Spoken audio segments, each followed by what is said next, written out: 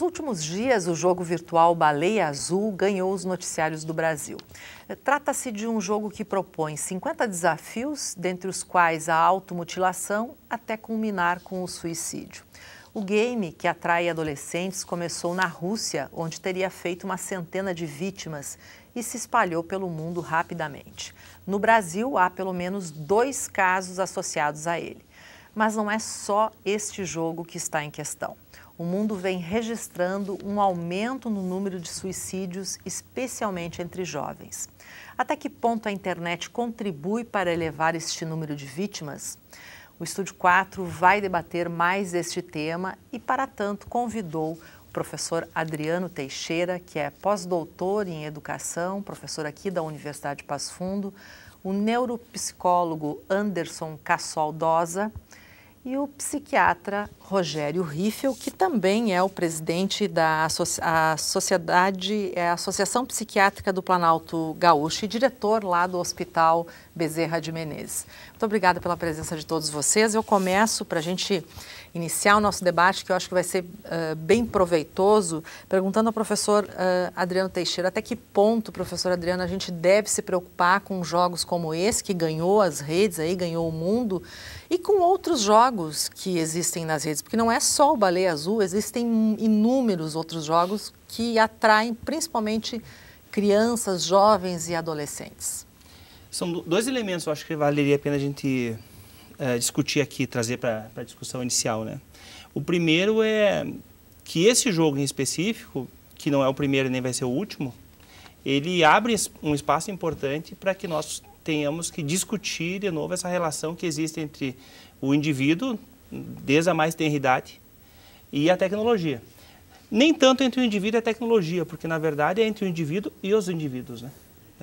Ou seja, nós temos um dispositivo que esfacela todo e qualquer tipo de barreira que seja para proteção ou não, não importa, né? Eu estou conectado às pessoas, essa é a primeira questão. E a outra questão específica do Baleia Azul, que eu acho que talvez explique um pouco por que ele está ganhando tanta força, é que embora ele seja entendido como um jogo virtual, ele não é um jogo que acontece só na tela do computador. Ele é um jogo que vem para fora, né? Então ele vincula muito, ele mescla muito o virtual e o real, porque são desafios que são postos e que têm consequências fora do jogo. Não é que nem os jogos que a gente está acostumado, que é só na tela do computador. A pessoa é desafiada e ela tem que fazer o que está sendo desafiada e mostrar. Exatamente. Isso, né? E eu acho um outro elemento importante, que isso é muito antigo na internet, não só na internet, na vida da gente, né? Que é a tal da engenharia social, né? O jogo Baleia Azul, as pessoas que estão por trás, existe uma teoria que diz que são robôs, né? Bots, que a gente chama, são programas de inteligência artificial. Eles usam muito engenharia social para quando os desafios começam a ficar um pouco mais complicados, as pessoas começam a pensar, bom, mas isso não é uma coisa legal para mim ou para os outros, eles começam a usar alguns tipos de chantagem para coagir as pessoas a fazerem aquilo. Óbvio, quanto mais novo eu sou, menos condições e estrutura eu tenho para reagir a esse negócio, né? Então, acho que o legal dessa situação, se é que existe alguma coisa, nós temos que definitivamente começar como escola e como família a atentar um pouco melhor como é que se dá essas relações que acontecem na internet. Anderson, por que os jovens, os adolescentes são mais suscetíveis a praticar ou entrar numa brincadeira que é uma brincadeira perigosa como esta? Não, ainda há uma imaturidade muito grande, né? O cérebro está em desenvolvimento ainda, né?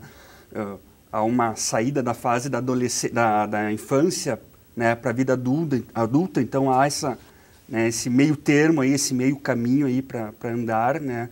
E tem muito disso, a suscetibilidade, né? O quanto o adolescente está vidrado realmente nessas novas tecnologias, né? E ele quer ser desafiado também, ele gosta, né, uma fase que ele gosta muito de desafios. A questão provação. Isso, a questão, acho, dos jogos, assim, né, principalmente os jogos cooperativos, né, online, que incita muito isso, né, do jovem participar em grupos, né, é muito forte nesse jovem, nesse adolescente. Então, eles querem fazer parte de algum grupo, eles querem participar, eles querem, né, ter essa forma de vinculação, né, de uma forma online, né, na verdade, mas, como disse o professor, né, vem para a realidade. Eu lembro do jogo antigamente, um tempinho atrás, o Pokémon GO, né, que as pessoas tinham que sair na rua caçando o tal do Pokémon, né, e que também aconteceram algumas fatalidades, enfim, né. Então, é complicado e muito perigoso, né, essa saída do virtual para o real, né, e eu acredito que o jogo da Baleia Azul está mostrando muito forte isso, né, está vindo com muita força, né, saindo do virtual para o real, mas de uma maneira tão perigosa, tão hedionda realmente, que a gente tem que conversar sobre isso. Bom, doutor Rogério, há motivos para preocupação? Eu acho que sim. Eu acho que a gente não pode esquecer que a natureza humana, ela tem uma atração pela violência, né? Então, na história da humanidade, nós temos jogos violentos, né? Em Roma, né, as pessoas iam para dentro das grandes arenas para ver homens se matarem, né? A dimensão disso hoje, né, ela é muito imediata, ela globaliza muito fácil, né? Hoje tu faz um bullying com um colega, né, e ao invés de ficar entre 3 ou 4 colegas da mesma sala, né, o japonês pode estar rindo daquela pessoa, né? Pode estar. Então, se tu colocar isso dentro da internet, né, tem 5.000 curtidas num bullying que foi feito às 10 horas da manhã, às 10h30. Né? É violento. É violento. Essa então, propagação. Essa dimensão, esse uso, né, porque o homem ele é um predador, né? Nós somos predadores naturais, nós nos alimentamos de outros animais, né? Ou seja, esse instinto predatório está dentro de nós, né? E aí, né, com esse tipo de ferramenta mal utilizada, porque a gente não pode achar que a tecnologia é uma coisa ruim, né? Mas a utilização, como está sendo feita, ela pode complicar muito, né? E pode ativar muito essa agressividade natural, né? Que existe no ser humano e que pode ser direcionada de uma outra forma, pode ser direcionada para aprendizagem, para criatividade e não por uma forma destrutiva de expressão.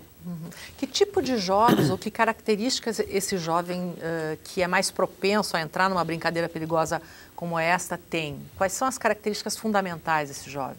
A gente poderia decifrar aqui? Os jovens, eles são vítimas de violência, né? No mapa da violência de 2016, né, existe um pico de morte por violência em homens aos 21 anos de idade, em rapazes de 21 anos de idade, uma idade extremamente produtiva, né? Então, a gente sabe que as pessoas, elas, nessa fase, né, o adolescente, a gente diz que o adolescente é gel, ele não é sólido, né? Ele toma a forma do ambiente que o contém. Se o ambiente for redondo, ele vai ser redondo, se for quadrado, ele vai ser quadrado. Então, o adolescente, ele está numa fase de luto. Ele está abrindo mão, né? E por isso que se chama adoecer, né? Ou seja, a pessoa adolesce para renascer, né? Então, é um constante processo de luto. Tem alguns autores, como Armin Aberasturi, né, o próprio Winnicott também, né, via essa fase como uma fase muito, muito complicada, né? Por quê? Porque é uma fase de construção, né? É destruir para reconstruir, é abandonar para tomar, né? Ou seja, a gente só dá um passo à frente se a gente tiver coragem de liberar o passo anterior, né? E é justamente nessa fase de luto, de sofrimento, de tristeza, de desapego, né, que a pessoa está mais suscetível, né, à influência externa, né? Tanto que se identificam muito com os grupos, né? E talvez a persistência num jogo desses pode estar muito relacionada, né, bom, mas eu tenho pessoas no grupo que são corajosas e que continuam. Fazem, e que se cortam, como é que eu vou desistir? O que vão pensar de mim, né? E essa suscetibilidade nessa fase, né, é muito complicada. Eu acho que esse é um dos pontos importantes. Por que essa população é a população-alvo, né? Eu me lembro, em 95, um filme que fez sucesso aí na ficção científica, que é um clássico da imaginário cyberpunk, é o Matrix, né? Sim. Que era um filme, obviamente ele é todo cheio de simbologias, mas uma das questões que ficou muito forte é porque coincidiu com muitos atentados feitos por jovens aos seus colegas das escolas, em shopping centers, né? Vestidos que nem o Neil lá, né? Um casacão preto com metralhadoras. E daí ganhou força a discussão de se os jogos online de guerra não tinham algum tipo de reflexo influência no mundo real, né? Então, ou seja, os jogos estavam determinando aqueles jovens a fazer aquilo. Então foram feitos vários estudos e se verificou que nesses jovens que fizeram os ataques, eles já tinham alguns, não sei se esse é o termo correto, vocês me corrijam, alguns distúrbios psicológicos que o tornavam mais propenso a fazer aquilo. É como se o jogo fosse um gatilho. Um gatilho, um empurrão, né? Eu não sei até que ponto também, é recente agora o Baleia Azul, né? Isso também não possa ser uma realidade nos suicídios e nas atividades nas consequências do jogo Baleia Azul. Eu não sei se isso pode ter força de análise, né? Ou seja, as pessoas que cometem o suicídio já têm algum tipo de... Essa análise, ela pode ser preventiva, Anderson? Para a pessoa chegar nesse limite, né, realmente, de tirar a própria vida ou ingressar nesses jogos, de se automutilar, né, já tem que ter uma predisposição, tem que ter um transtorno mental, tem que ter já algum problema mental realmente associado, uma depressão, uma ansiedade muito grave, né, um transtorno de humor, né, mais grave. Inclusive, a Organização Mundial da Saúde, ela tem, né, uma estatística que mais ou menos em torno de 95% das pessoas que cometem suicídio são acometidas de doença psiquiátrica.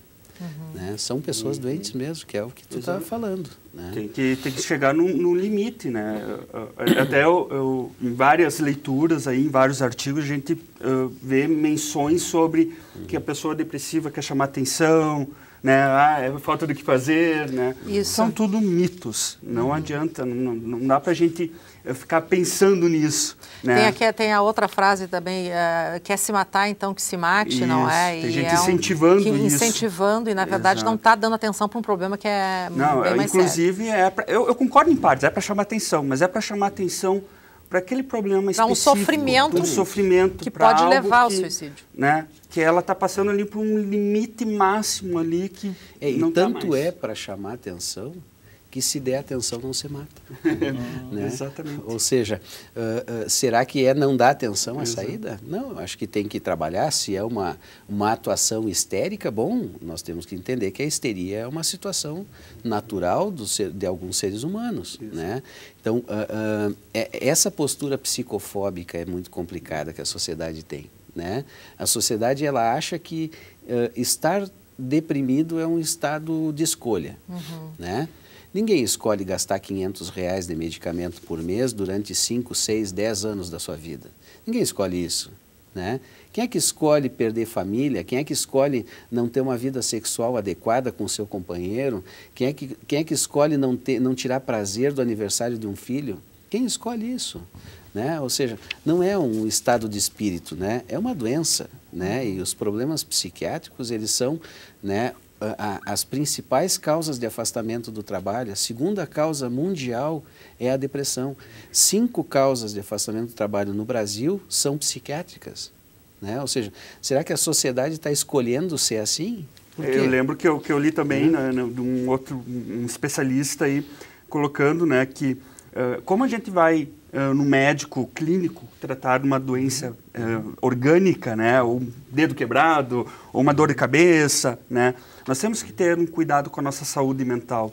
Temos que ir no psicólogo, temos que ir no psiquiatra, né. Podemos começar no médico clínico? Podemos, né, devemos procurar ajuda, né, mas também cuidar da saúde mental, né, fazer uma higiene mental, né, como alguns falam também. Tá certo, a gente vai fazer um intervalo e volta em seguida.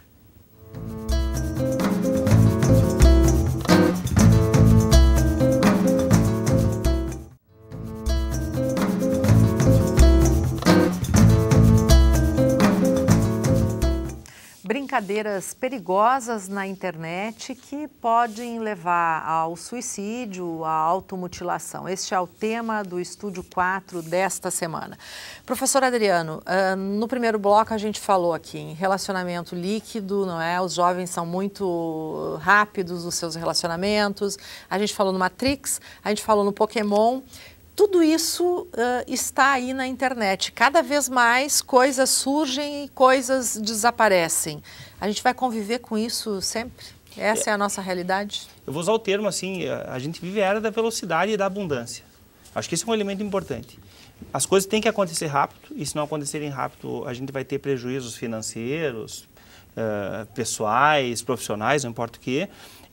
A gente tem uma abundância de acesso a informações, ou seja, esses jovens que jogam Pokémon, que jogam Baleia Azul e outro qualquer jogo na internet, são jovens que não nasceram com a internet ainda. Então, eles estão se acostumando a trabalhar com isso também. Os adultos, que são ainda mais de outra geração, eles têm dificuldade em compreender essa dimensão da internet que eu abro as portas da minha casa ou do meu quarto, porque o Baleia Azul, os desafios vêm geralmente na madrugada, quando os pais estão dormindo, para que um desconhecido, a gente falava agora no intervalo, né, tenha acesso àquela criança, aquele jovem e assim por diante. Então, a gente tem que se dar conta que esses elementos, eles vêm rápido. Eles podem sumir rápido, como foi o caso do Pokémon Go. Entretanto, o Pokémon Go, ele sumiu, mas não deixou nenhum tipo de marca, né? O Baleia Azul está deixando marcas profundas nas famílias, nas pessoas, né? E isso é um elemento que vai só avançar, só ampliar. Por isso eu volto na questão. Nós temos que discutir essa questão. Nós temos que discutir, fazer parte. Nós, pais, temos que fazer parte da vida dos nossos filhos. Por quê? Porque, às vezes, até que a marca, até que algo identificável apareça na mesa do almoço, de repente isso já está acontecendo há muito tempo nas redes sociais, a criança, já está acontecendo há muito tempo nas relações que ele faz virtual, e que se eu tivesse me dado conta lá e não deixasse chegar no almoço, no presencial, eu poderia ter algum tipo de ação, né? Então, geralmente, a escola e os pais ficam meio distantes. Chegou a hora, definitivamente, da gente poder participar dessa vida virtual dos nossos filhos e estudantes. Professor, o Dr. Jorge Salton esteve no canal de notícias aqui da UPF TV e trouxe um dado. Ele disse que em 2015, aliás, nós tínhamos 500 endereços eletrônicos com esse tipo de jogo, como o Baleia Azul. Hoje a gente já tem 19 mil. Olha a velocidade, então, com que as coisas acontecem. É próprio da internet, né? A gente tem que aprender a lidar com essa velocidade. Nós temos que conviver com isso. Eu acho que a gente tem que ajudar a criar, porque a questão aqui não é o domínio da tecnologia, é o nível de maturidade que eu tenho, né? Então, a gente tem que aprender a ajudar os nossos filhos e alunos a criar uma maturidade de utilização dessas tecnologias. E tu me perguntava, tá, antes da gente começar, as crianças têm que ter rede social ou não? E eu falei assim, eu acho que tem, porque a rede social ela não nasceu na internet. A questão é qual é a qualidade dessas relações. E essa qualidade das relações, às vezes, passa pelo acompanhamento de alguém mais experiente. Pois é, e a gente entra na questão da privacidade, não é? A criança e o adolescente, eles têm que ter privacidade? Eu acredito assim, até certo ponto. O que é ter privacidade? O que é o nosso privado, né? Ir no banheiro, fazer as nossas necessidades, né? Ou não deixar, ou evitar que os pais tenham acesso realmente às nossas informações, o que nós estamos dialogando ali nas redes sociais com os amigos, daqui a pouco com quem está gerenciando essa questão da Baleia Azul, nós estávamos comentando, daqui a pouco tem um psicopata lá no outro lado, né? Manipulando essa criança, esse adolescente. Que é o que está acontecendo, né? Que provavelmente é mais evidente que esteja, né? Eu acredito assim, quando há um diálogo com a criança, com o filho, né? Entre os pais, entre os filhos, né? Não há necessidade de se discutir isso, porque é algo tão natural que vai ter que ir acontecendo, né? Vai ter que ter um momento assim, de confiança, principalmente. A gente fala de privacidade, mas também tem que falar em confiança, né? O quanto que esse pai confia no filho e o quanto que esses pais estão abertos, né? Também né? Para o filho confiar neles, né? Também. Então, com diálogo, com confiança, né? Não vai ser tão necessário a gente questionar tanto a privacidade, porque o pai vai poder chegar no quarto do filho a hora que quiser, bater na porta ou deixar a porta aberta, né? O filho vai poder contar com o pai e com a mãe. Então, daqui a pouco, né, com essa confiança, não vai ter necessidade tanto, né, disso. Estava falando e eu estava me lembrando numa conversa que eu tive com o meu filho, que tem 15 anos, há 1 ano e pouco atrás, né, 2 anos talvez, que eu cheguei para ele e disse, meu filho, tu tem um celular aí, tu tem acesso à internet e tal, né? Não tem problema, acho que isso é uma coisa boa, né? A gente joga muitos jogos online, eu e ele, né? A gente troca muita informação por ali. E aí eu disse para ele, só toma um cuidado, né? os celulares aqui em casa são todos os meus, porque estão todos no meu nome, né? Se tu acessar um site pornô, a tua atração vai ser por meninas da tua idade, né? Só que o teu celular está no meu nome. E no momento que tu acessar, né, pornografia da tua idade, né, eu vou preso, né? Então tu tem que perceber que talvez a gente compartilhe tantas coisas e a nossa vida seja tão compartilhada que as tuas atitudes influenciam diretamente em mim e as minhas atitudes influenciam diretamente em ti, né? Então, eu acho que isso é importante, a gente ter esse tipo de conversa com o filho e a gente saber... Uma conversa, né? séria, Óbvio. aberta. Por quê? Porque tem um jogo chamado GTA, Grand Theft, né?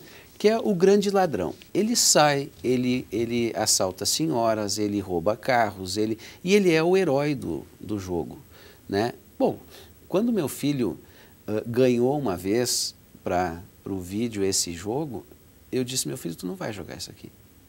Esse não é o herói que tu deve sonhar para ti, né? Então não joga isso. Não, tudo bem, né?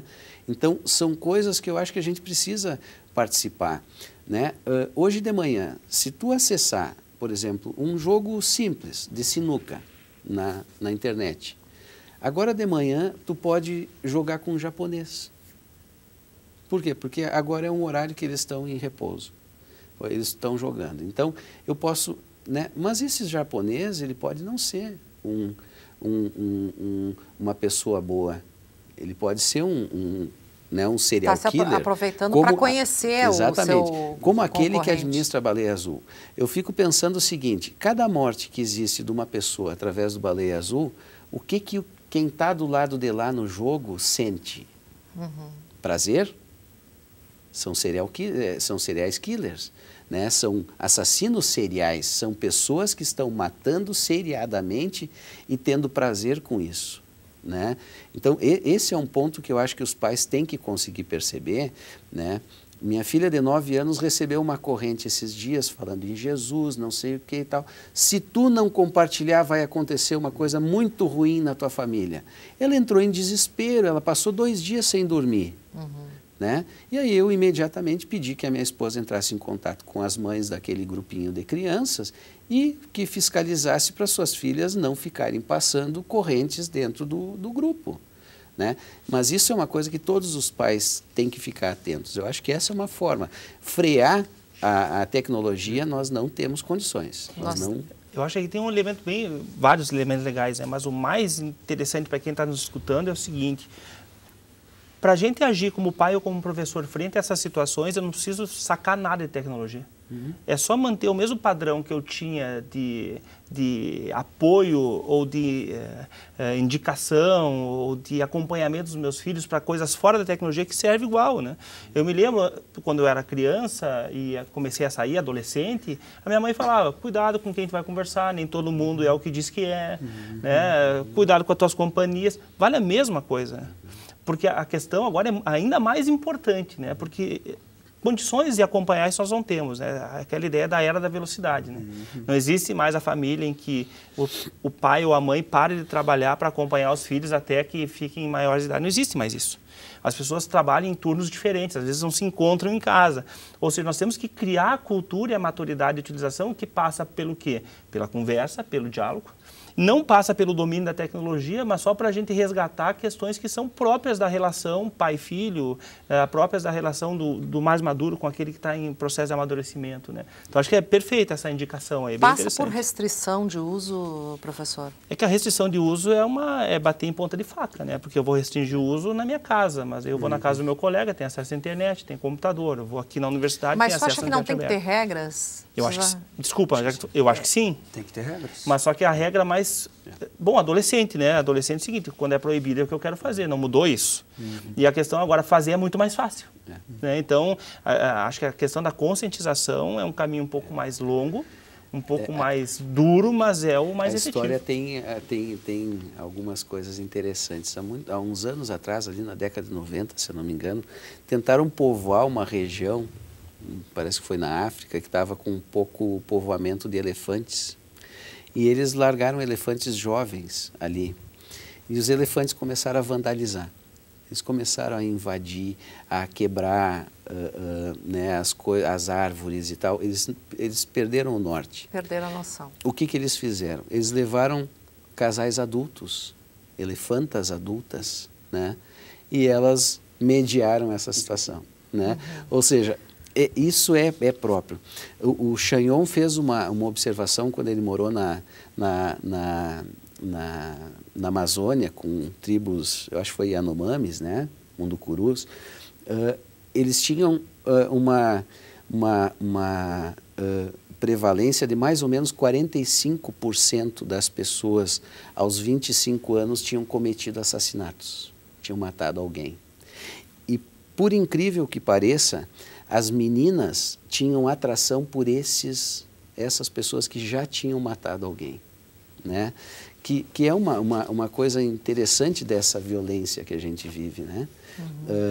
Então, eu acho que o adulto, talvez ele precise, né, dentro da sua visão retrógrada, né, tentar se adaptar, entrar nesse mundo, né, que é um mundo real, né, porque ele é virtual, mas ele é do dia a dia da gente, né? E conseguir também mostrar para o adolescente, né, para as pessoas, que elas têm que construir alguma coisa que seja realmente, né, sólida na vida. Tem que ter projeto de vida, tem que ter, né, porque hoje o jovem não quer. Ele quer namorar, não quer ter compromisso, né? Ele quer jogar, não quer ter compromisso. Aparentemente eu estou anônimo. Eu faço bullying com alguém e ninguém vai descobrir porque eu estou anônimo. Não, tu não está anônimo, né? Não existe Parece isso. que tem muito essa questão, né, da causa e consequência, que daí entra a questão dos limites, que tem que dar regras. O adolescente precisa ir, como a gente falou, né, está em processo de amadurecimento. Na vida adulta nós temos regras, a gente tem que, né, nos autorregrarmos, na verdade, né, para seguir aquela, né, toda enfim, a questão da sociedade, né, as normas sociais. Tem horário para trabalhar, tem horário, né? Temos, né? Nós temos mas me parece muito mais fácil culpabilizar, né, a internet, né, o computador. No caso desse seriado, 13 Reasons Why, ali culpabilizar as fitas ali que a guria colocou. Então, parece muito fácil tirar de nós a culpa, colocar naquilo ali, na internet, no jogo Baleia Azul, no jogo Pokémon GO, enfim, né? E nós não assumimos, eu não gosto muito da palavra culpa, né? Mas a nossa responsabilidade como adultos, né? Como seres integrantes da sociedade, né? E que nós temos sim responsabilidades com esse jovem, com essa criança, com esse adolescente, com nós mesmos, né? Então a gente precisa assumir a responsabilidade. E eu quero aproveitar essa tua deixa aí para fazer uma pergunta para vocês. Os pais de hoje não mimam demais os seus filhos, porque tudo não pode, né? Tudo não pode. Não pode chamar atenção com mais severidade em público. Os pais têm medo de serem até eles serem chamados a atenção em função disso. Não tem uma sociedade, uma geração de pais que mima demais os seus filhos? Realmente parece que os pais têm mais medo que as crianças. Eu lembro na minha época de colégio, principalmente, eu morria de medo se eu fizesse alguma coisa errada no colégio e ia o bilhete para a mãe, para o pai lá. Hoje parece o contrário, os pais parece que não querem receber esses bilhetes ou não querem ter, como nós estávamos falando, a responsabilidade de ir, o compromisso de ir lá na escola e poder dialogar. E tem pais que brigam com os professores porque são chamados... É o contrário, exato. Tem uma charge aí, até no Facebook. Estou enganada com essa observação, doutor? Não, eu estava pensando numa charge também, em que eu vi que era assim, o pai dizia assim para o filho, né, dizia, filho, não conte para ninguém que você bate em mendigos, né? Aí o filho diz, mas por que, pai? O mundo está muito intolerante. Né? Entendeu? Então, me parece que mudou essa concepção das coisas, né? As pessoas, né? Bom, então, pode tudo. Não, não pode tudo, né? Eu acho que o pai, ele tem que ser o melhor amigo, né? E o melhor amigo, ele coloca limites, ele orienta, ele participa, né? Ele troca informações, ele se adapta, né? Isso é que é ser amigo do seu filho, né? Né? A extrema liberdade, ela também é abandono, né? A Lili Pincus, no livro Psicodinâmica da Família, ela traz o contrato secreto do casamento, que ele serve para todas as relações, onde ele diz assim, eu espero de você né, o que você nem sabe. E se por acaso você não corresponder a isso que eu espero de você, eu vou ficar extremamente magoado. Né? Ou seja, as relações elas são assim. Bom, eu não tive, o meu filho pode ter. Não, não é assim que se constrói uma... Né? Eu acho que tu pode explicar muito melhor, né, essa situação, né, assim, não, eu não tive, então eu dou para o meu filho. Isso não é educativo, isso não é orientação, isso não faz de uma pessoa melhor, né, do que ela é. Né? Isso não educa ninguém. Vou lhe interromper, a gente vai continuar falando desse tema no próximo bloco, vou fazer um intervalo e a gente já retorna.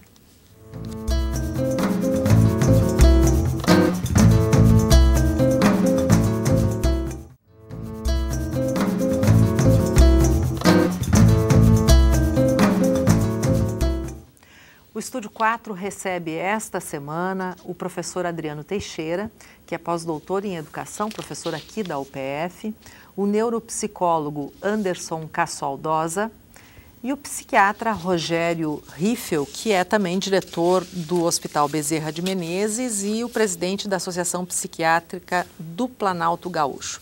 Bom, a gente estava falando do contrato secreto do casamento, aliás, eu há muitos anos fiz uma reportagem sobre isso com um estudo aqui da Universidade de Passo Fundo com base nesse livro.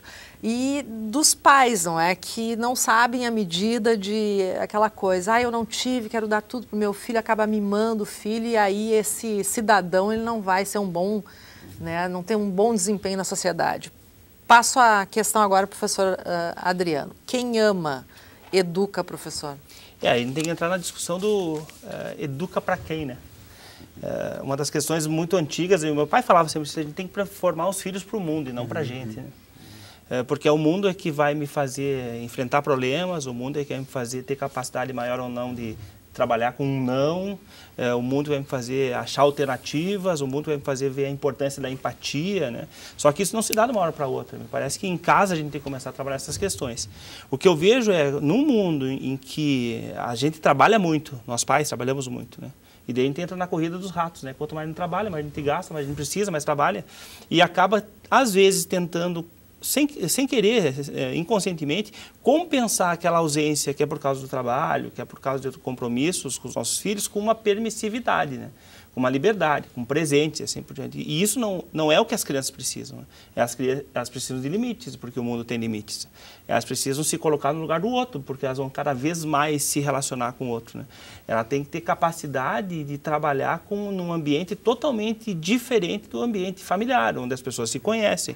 Porque esse é o contexto do mundo. Né? Cada vez mais nós vamos ter acesso a mais pessoas, cada vez mais, mais pessoas vão ter acesso a gente, cada vez mais nós vamos ter um mundo competitivo, um mundo rápido, e a gente tem que ajudar a desenvolver as ferramentas a partir de um processo educacional que leve em conta a empatia, a resolução dos problemas, o trabalhar com o não, para que essas pessoas possam de fato fazer um mundo melhor, né? E viver, quando eu não estiver mais perto delas, viver de uma forma satisfatória. Olha que equação difícil, né, professor, doutor Riffel? Porque a velocidade da informação é um absurdo. As nossas relações elas estão cada vez mais líquidas, repito o termo. E aí, como é que tu faz para manter-se saudável diante de todas essas coisas? A saúde mental ela depende do equilíbrio, né? Então, uma pessoa emocionalmente saudável, né, ela tem o equilíbrio, né? Ela consegue utilizar a internet, mas ela consegue também fazer o seu exercício, cuidar do seu, né, da sua saúde física, da sua saúde mental. Ela consegue namorar, ela consegue, né, trabalhar.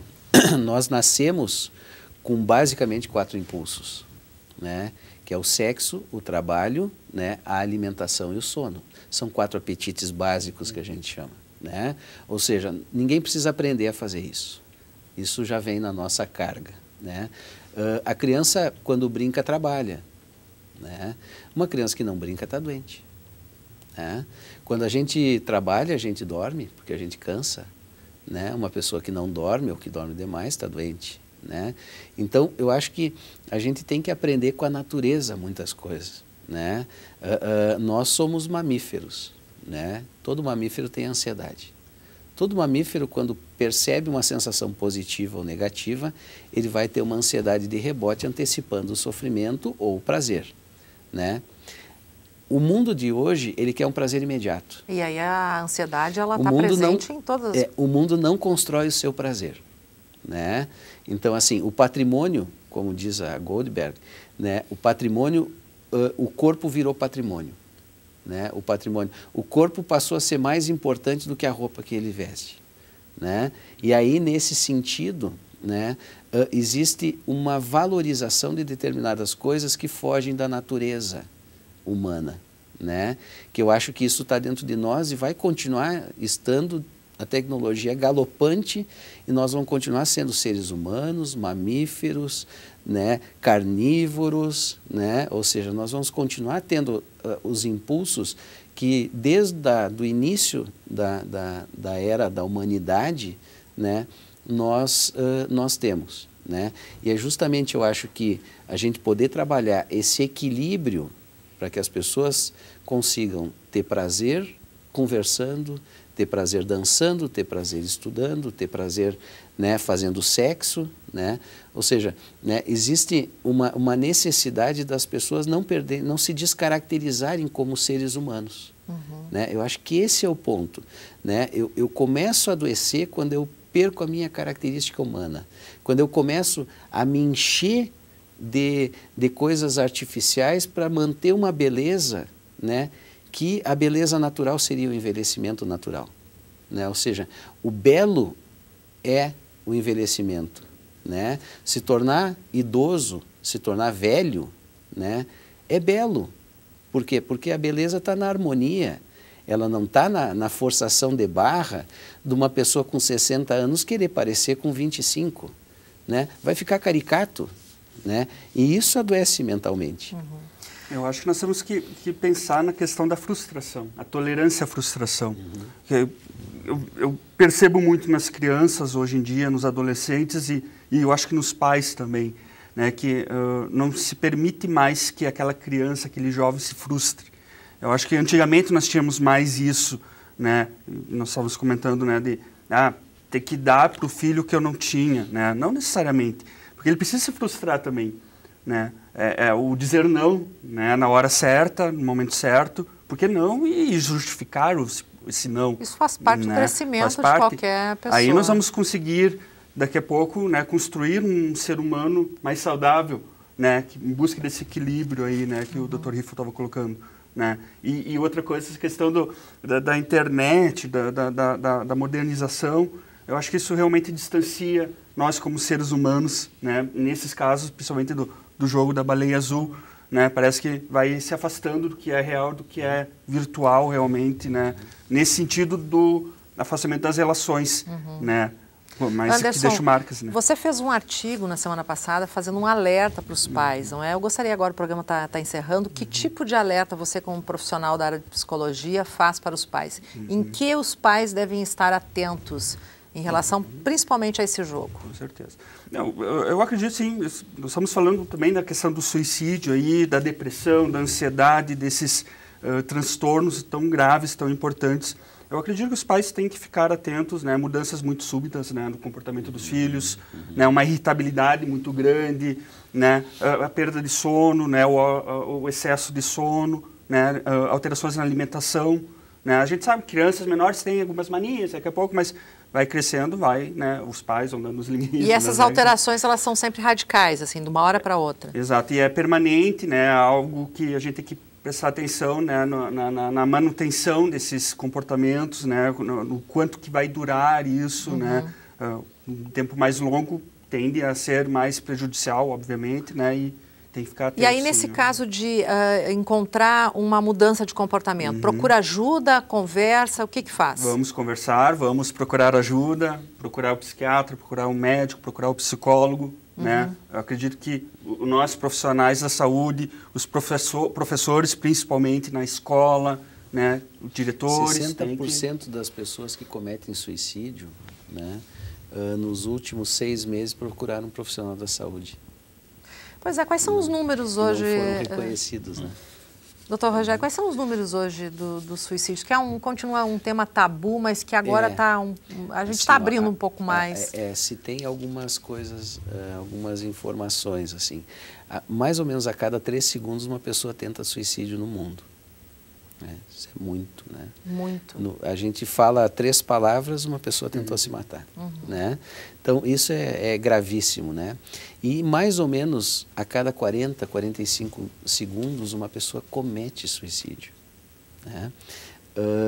Populações também que são alvo dessa doença, alvo no sentido de vítimas dessa doença, dessa atitude doentia, que é o suicídio, são populações que o mundo meio que descarta, né? Então, assim,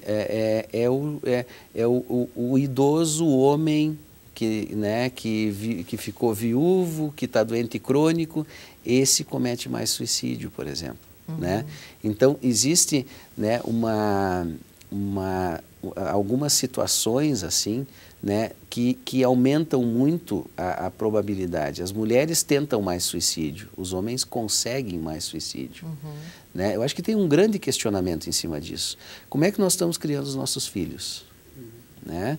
Agora eu estava atendendo um menino, antes de vir para cá, né, e que eu disse para a mãe dele assim, ele está fazendo terapia com uma psicóloga, uma abordagem muito boa, né, e fazendo tratamento medicamentoso, que era um deprimido.